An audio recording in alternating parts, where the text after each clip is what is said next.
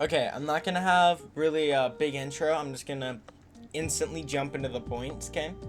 Main point one of how the devs can fix PvE. Nerf Iron Sing. Iron Sing needs a nerf. Even though a lot of people agree with a lot of people agree with that. Also, some people disagree with that. Iron Sing needs a nerf because it isn't that Elder or Enmity are easy bosses. It's that it's Iron Sing. If you don't do them with Iron Sing, of course, it's going to take longer. And, well, a lot of people in the last video were saying, oh, of course they're going to get easier because you're fighting them again and again. But they're not supposed to be. Oh, I stunned the boss. Oh, okay. Sightless. Oh, whoa. Okay, that's pretty cool. He's 3 bars gone and just 1 stun. All right. That's pretty cool. Oh, I already stunned him again. Oh, he's dead in 2 stuns. Okay. All right, guys, let's go. Keep doing them. Come on. Because the bosses are so easy because of Iron Sing, it's going to make PvE die every time they add something new. Oh, they added a new challenge. Oh, for example, Gauntman. They added Gauntman trial. Oh, what happened? Iron Sing. You go in with Iron Sing, you infinitely stun the mob. Oh, you kill him. Okay, bet. Let's go. The devs nerfed Iron Sing. They probably gutted it to the ground. Why'd they only add a cooldown to Songs and Forge and posture breaking? That didn't do anything. Okay, guys, let's just use metal turrets now and keep sightlessing. Okay, new method. And because of that, it's just gonna make any new challenge that's added to PvE just die, and it's gonna die so quickly if it's not relic farmable like Enmity and Elder. Because if you think about it, before Elder and Enmity, the only way to get relics was Helmut and Diluvian, which you spent more time in PvE because you couldn't beat wave 50 in 3 minutes, and you would have to get, and then you would get 25 Moonstars, 25 Idols, all of that. And now, what Deepwoken could do to fix this problem, make metal turrets breakable, make some bosses and most bosses and some mobs break it, special mobs, okay? For example, in PvP, metal turrets were the most overpowered thing probably ever added to the game because they were doing crazy damage, stealing all your armor, but then the devs made them breakable. Okay, now they fucking suck ass, bro. They gutted it because there should not be a reason to do passive damage in PvP, right? So you would hope that applies to PvE too. Yes, no one likes farming PvE for hours on end just to get a couple relics. I'm not saying gut the relic pool. I'm saying fix the things that make it that easy, okay? If you make metal turrets breakable, it makes it better. And then sorry. Okay, my bad. Okay. And then reduce the damage when you posture break a mob. Not every mob, but most of them, and with bosses. Before, with Enmity, you go into Enmity, you're M1ing him, parry, M1, parry, M1. Oh, he's stunned. Okay, guys, he's at 1 bar. We finally stunned him for the first time. Everyone, come on. Quick. Okay, let's go, guys. We killed him, and we stunned him 1 time. That's pretty good, right, guys? But now, you place metal turrets. Oh! I stunned him before I even did a bar. Let's go. And because my metal turrets apply chain, I'm already max chain. Oh, Blunter Beam. Oh, let's go, guys. We already beat him. And dang, I think that's the world record. In 35 seconds, we beat him, guys. Yeah, we're the best team ever. We're on the best builds ever. That should just not be a thing to be able to do that much passive damage. It's not fair. Also, if everyone is on Iron Sing, how do you not nerf that? Like with Gale, everyone was on Gale, but then they nerf Wind Gun and lower Twister Kicks, and now it's quite balanced. Just like when I was talking about Valve Iron. If everyone's on the same memento, and the whole point is to be diverse and use other mementos, how are you not going to nerf that memento if everyone's on it and no one's on the other one? Exactly, you're going to nerf it. Same with Iron Sing. Iron Sing has been the best for like a year, and almost a year it's been the best. and the devs have still done nothing about it. Just make everything balanced. Nerf Iron Sing. Make Iron Sing fair, just like Flame and Ice. Okay, I'm gonna quickly go over the second topic because I'm gonna get to the third one, and the third one is I really am excited to talk about it. Okay, buff Hell Mode and Diluvian. Diluvian and Hell Mode are beyond terrible right now. There was just 0 point to be doing them when you're spending 10 to 20 minutes just to get one idol and a couple Smith alloys. It doesn't even make it worth, and Enmity is supposed to be harder, but it's not, so you're getting rewarded for an easy boss that you're just stunning and one-shotting with Sightless. But then Hell Mode, that you're getting ganked multiple times. Like when I did it, I got ganked 4 times, and I spent 20 minutes on it just to get 2 Smith alloys and an idol from it. Like, something that you have a chance of wiping, like, by players or by mobs. Like, in Midi and Elder, you know the moveset. There's never anything different. But Diluvian and Hell Mode, okay, you're doing really good. You're on a pure mage. Oh, I just wiped. 3 Squibos are on me and an Enforcer. Dang, I couldn't do anything, man. And then Diluvian, yes, a lot of people say, oh, well, Hell Mode and Diluvian are monster spam. I already talked about Hell Mode, the Squibbo. You can't do anything. Diluvian, yes, waves 1 to 25. 1 through 5, click anything, you win the game, right? But once you get past wave 30, you can't mantra spam. You have to think about it, because, oh, they have a lightning attuned mob. Sorry, you're getting stunned. You just wiped for trying to mantra spam. GG. That's the whole thing of it. It's harder because you have to get lucky with the mobs and being a certain attunement. But in Mini and Elder, you just place down metal turrets, Sightless, and they're dead. That's the whole fight. And you're getting rewarded for a 30-second fight compared to a 1 hour wave 50 where you're getting a couple idols and an armor needle. Okay, this topic is probably going to be like a 4-minute talk. Okay, PvE diversity, okay? If you don't know what diversity means, it means being able to do different things while it's still being equal, okay? PvE diversity, the whole thing about Deepwoken is build diversity. You can be on whatever build you want in PvP and it's good still. In PvE, that's just not the case. If you're not on Iron Sing for bosses, Flame or Ice, your build sucks ass. Like, there's nothing you can do about it. So, what I'm saying, nerf Iron Sing, but don't just nerf Iron Sing in the update alone. Because what happened with the Shrine of Order? There was a huge content thing, but it came out after. So by nerfing the whole Shrine of Order, you're just giving them just nothing. You're being like, okay guys, we're gonna nerf basically these 50 talents. You're gonna have to reprog all of your builds, and that's all we're gonna give you. Sorry guys. But if you nerf Iron Sing, so a lot of people will be mad about it. But if you buff Blood or Thunder, for example, which sounds stupid at first, but you gotta think, have you ever seen a Blood or Thunder PvE build? Really think about it. You've never seen those attunements used in a main PvE. Yeah, you've seen them used, but not mained as the main attunement. You've seen, okay, pre-shrine, 60 blood, get rush hour. Okay, guys, don't get anything else. We just need rush hour. Thunder, okay, lightning cloak, static withdrawal. Okay, guys, don't get anything else. Nothing else. Nope, nothing else is good. Okay, that's the whole thing. That's all you're getting in those attunements. Shadow is even good. Like, you would think that Shadow is terrible because you're stealing ether from mobs, but Eclipse Kick and Shadow Meteors carries the whole thing, right? That just should not be fair. Gale is still even good. You go Gale if you want mobility.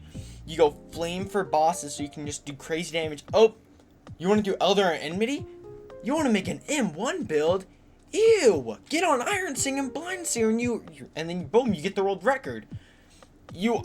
Like, if you nerf Iron Sing and then you say, okay guys, we nerfed Iron Sing, we gutted it, but guess what? We buffed Blood and Thunder. We gave them two PvE talents each, and we gave them a new mantra for both of them. That's not that good in PvP, but in PvE, it's crazy good. It's Relentless Flames 2.0. Like that. If you just make one mantra good about them, like how Relentless Flames is carrying Flame right now, people still use flame because of relentless flames. If you do that, you're gonna give more people options, because they're gonna be like, oh guys, our main Iron Sink builds got nerfed. We can't even do enmity anymore. Wait, what was that? You say, what? Blood and Thunder got buffed in PvE? Guys, that could be the new meta for bosses. Let's go make a new build with that. Like, do you know how many attunement paths Blood has? It has Cold Blood, it has Flame, Gale. It has a path with almost every single thing in the game. Think about the possibilities you could do with that. Right now, the only good PvE thing that has paths is Flame and Ice. There's nothing else good. Gale is terrible right now. I mean, it's still really good from ability, but compared to like Flame and stuff, it's good and you can use it, but it's not as good. Blood and Thunder, half the monsters do like 10 damage to the dummies. So that means you're doing no damage in PvE. You're not gonna be able to do anything because you're giving people more options without being, oh, okay guys, let's make a new Diluvian build. Okay, yep, you already know where we're gonna go. Flame, Ice, Blind Seer, yep. How'd you guess it, bro? How did you guess my build? Like, come on. By doing that, you're giving people more builds, and it's gonna help PvE a lot, because PvE is basically dead right now. I know we're waiting on layer 3 and all that, and now revive PvE, but if you drop that and Iron Sink's the same, you're just hoping that the game dies. Like, I'm not even trying to be negative. I'm just saying that if you want your game to succeed, make people be able to use everything. Light Weapon became, do you know how bad Light Weapon used to be for PvE? Heavy Evan Spear was the only meta. And then they were like, okay guys, we want to give more build diversity. Okay, we're gonna add PvE scaling to your swing speed. And guess what? Light Weapon is usable now. It's really good actually. That's what I'm saying. If you nerf Iron Sink, like how they nerfed Heavy, but they were like, okay guys, we nerfed Heavy, but here's Light Weapon and Medium Weapon, go use them. And everyone was happy about it. Almost everyone started doing PvE again, and then Iron Sink got like shown and people were like, oh, we don't even need to do PvE if we just go join an enmity carry, and they're gonna do it for us, and they're an Iron Sink. Okay, yeah, good job guys. You should not be able to have Metal Turrets down, Pale Briar critical, Metal Turrets, Metal Rain. Like, when I do Elder, of course I'm on Iron Sink. There's nothing else good for it. I can have 4 Metal Turrets down, Metal Rain, use Taunt, go, oh the irony, what do you not have? You stun him, oh, Blind Seer Beam, oh, he's dead. Good job guys, we just set the world record in a minute and 11 seconds. We just beat the game. Like, hello? How was that fun for anyone? Who's gonna enjoy layer 3 if you can just use Metal Turrets and Blind Seer Beam and you kill everything? Blind Seer's fine. The whole thing about it is okay. Even though it does crazy damage, it's hard to land. But, guess what? If you use Iron Sink, guess what's not hard to land? Yep, you guessed it. Iron Sink. Oh my god, bro, Blind Seer Beam, I meant, my bad. But like, if you're just able to just spam Iron Sink mantras, and if Iron Sink's so good, but you know, Blood and Thunder have, like, I don't think, if we go to the update log right now, there's probably never been a touch on Blood and Thunder in PvE. The last thing I'm pretty sure that was ever touched in Thunder PvE that wasn't a bug of them fixing was Emotion Wave. Like, Thunder was actually somewhat usable in PvE, but then they gutted the only thing that made it good. Like, really, bro? Hello? Like, you gotta look at that, and you cannot tell me that, yeah, Emotion Wave was busted, but when that's on cooldown, you're doing no damage. So it was fair. It was basically having a crazy relentless flames. All I'm saying is, nerf Iron Sink, but in the same update, buff Blood and Thunder. Alright. Okay, introduce yourself. Say what you do. My name is Skipper. Most of you probably know me from YouTube. I make PvE builds and just enjoy that aspect of the game. Okay. We can just move on to the questions. Alright, question 1 is, How do you feel about Iron Sing as it is right now? Do you think it's balanced, or do you think it needs a nerf? So the reason that Iron Sing is so strong in a lot of PvE builds is because it obviously just drains the monster's armor, and then they're stunned, and whenever an enemy is armor broken, it takes true damage. So all of its resistances, physical or elemental, are completely ignored. What you'll notice is that on a lot of the older bosses, like Duke, Chaser, Etheron, all of that bunch, Iron Sing is good, but it's not incredibly powerful. But with most of the newer bosses, one of the ways they made them harder is just by giving them a ton of resistances. So that's why Iron Sing is actually so effective against them, because it's able to just bypass all of those resistances.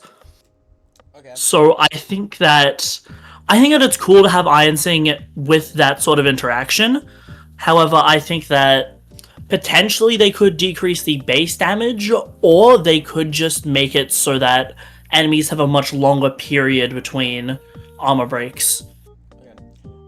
Do you think a good way they could balance Iron Sing would be making metal turrets breakable to special mobs or special bosses like Elder or Enmity? Sorry. I did actually propose that idea to Argamatsu, I think before metal turrets got the main nerf, which was that certain enemies can just damage turrets and they have durability.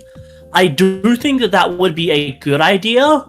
However, you don't want to make it so that turrets only stays down for so long. So potentially, there could just be a way to regenerate turrets by like giving up your own armor. Or maybe like if you parry an enemy's attack, the turrets don't get damaged. But at the same time, that still opens the door to a lot of cheese.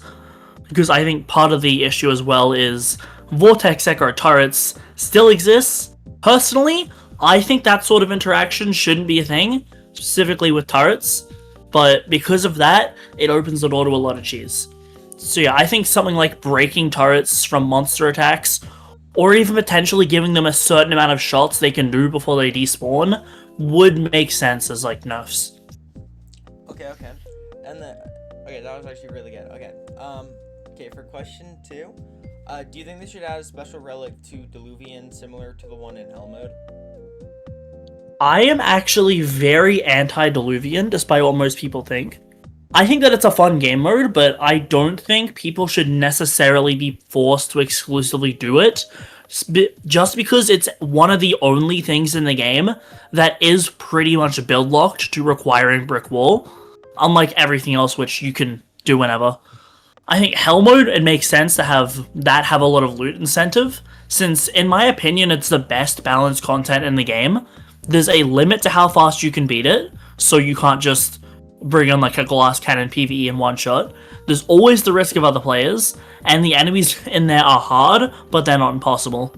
Okay. So I think, yeah, we could definitely see some relics exclusively added to either one of those. Okay. And then, do you think they should increase the relic drops from Hell mode and Diluvian? Diluvian, no, I think it's fair as like an early game method for grinding relics.